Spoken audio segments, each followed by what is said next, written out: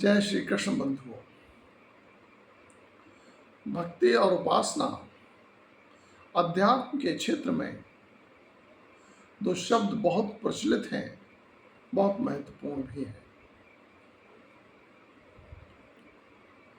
भक्ति किसी भी सत्ता की तभी तक संभव है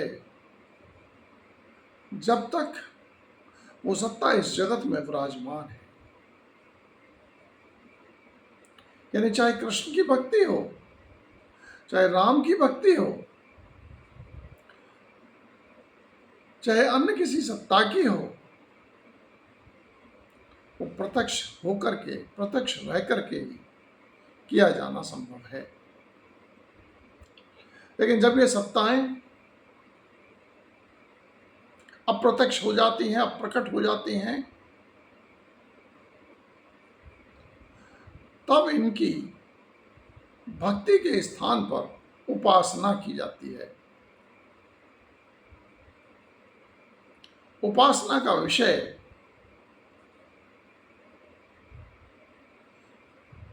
भगवद गीता में 12वें अध्याय में वर्णित है। ये ब्रह्म की उपासना का विषय है।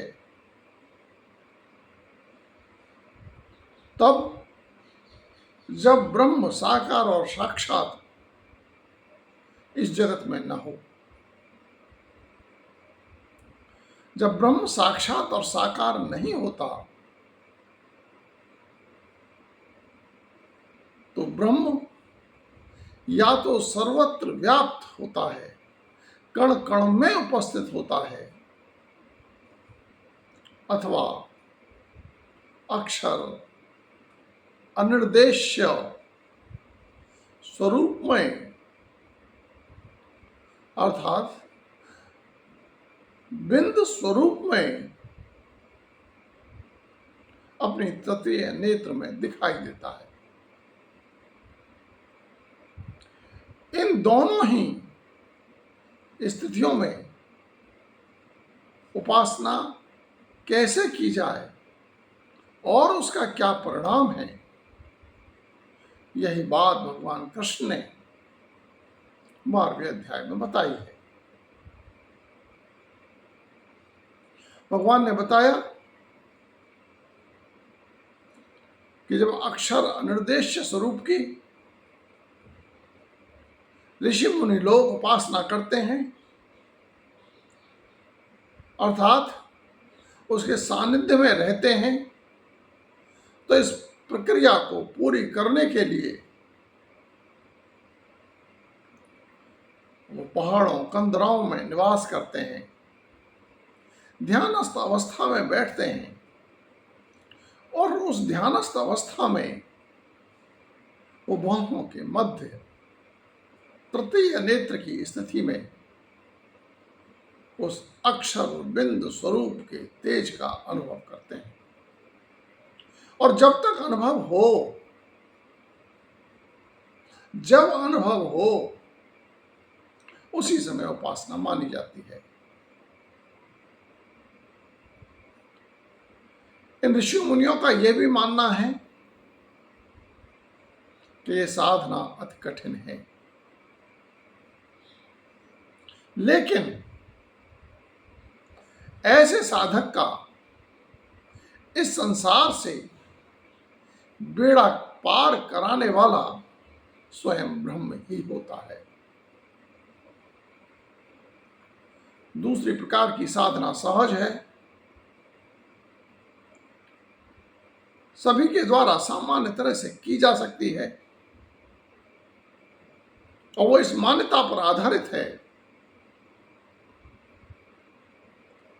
कि ब्रह्म सर्वत्र कण कण में, चाहे वो कण स्वयं अपने शरीर का हिस्सा हो,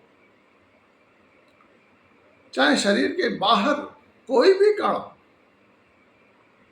कोई भी वस्तु क्यों न हो, सभी में वो समान रूप से व्याप्त है। ऐसा यदि हम जान लें, तो हम ब्रह्म की सर्वत्र व्याप्त स्थिति को जान सकते हैं। लेकिन ऐसा जानना काफी नहीं है।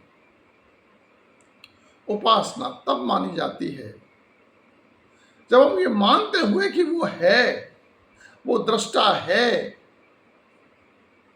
हमारी सारी गतिविधियों का और हमारे चिंतन का वो साक्षी है, तब हम उसके देख रेख में, उसके साक्ष्य में, उसके दृष्टा होने पर भी कैसे कार्य करते हैं, वो कार्य करने का ढंग भी भगवद गीता के 12वें अध्याय में भगवान कृष्ण ने विस्तार से बताया है। विस्तार का तात्पर्य यह है कि ये कई तरह से की जाती है और सभी विधियों का उन्होंने कथन किया है। और जो ब्रह्म की उपासना में सफल होते हैं वो भी भक्त कहलाते हैं, लेकिन वो सामान्य भक्त नहीं कहलाते। वो तो ब्रह्म के लिए प्रिय भक्त मान्य है। प्रिय भक्त से तात्पर्य है कि ये भक्त ब्रह्म के लिए प्रियता रखते हैं और इनके लिए ब्रह्म प्रियता रखता है। जय श्री कृष्ण बंधु।